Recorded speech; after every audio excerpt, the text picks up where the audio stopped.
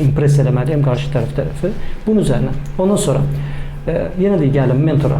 Startapçılardan özümə bir mentor qrupu qurardım yəni. Bu yolu A-dan Z-yə elmini oxuyardım ki, bir startapı sıfırdan axıra kimi necə qururlar, necə komandanı qururlar, necə təqdim edirlər, proje necə yazılır, bütün hamısını necə təqdim olunur, bunların təhsilini alardım yəni.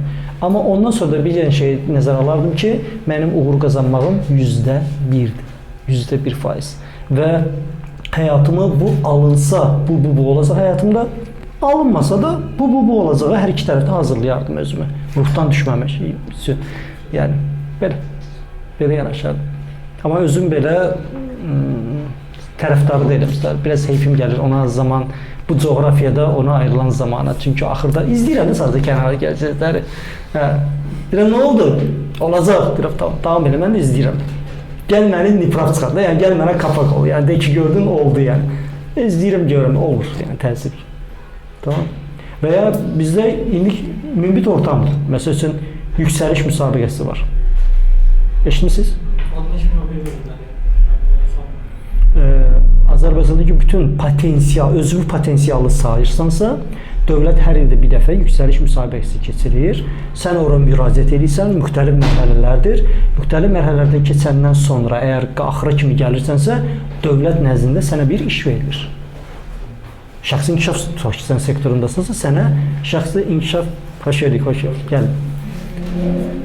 O sektorda bir iş verilir yəni, tamam mı? Müraciət eləməmişəm, eləmərəm də. Niyə mənə də? Çünki, baxın, bu ego bir dayanır, amma mən kimisə qabağına keçib, özümü sübut eləmək şeyində ehtiyacım yoxdur buna. Məni görün də, mən buradayım. Kiməsə nəsə kömək lazımdırsa, eləyə bilər. Yəni, sevə-sevə xidmət eləyərəm, heç bir təmənnasız, qarşılıqsız. Amma ki, gəl bizə özünü sübut elə, yəni buna ehtiyac yoxdur. Halbuki, sadəcə onu bilin, ev tapşırığı, yüksəliş müsabiqəsini araşdırın və bu yaşınıza tövsiyə edirəm. Yəni, gedin qatılın o yarışa, ən son mərhələlər kimi gəlsə, sizi görəcəklər, dövlət nəzdində sizi tanıyacaqlar və müəyyən qurumlarda da sizə iş verəcəklər. Yəni, belə.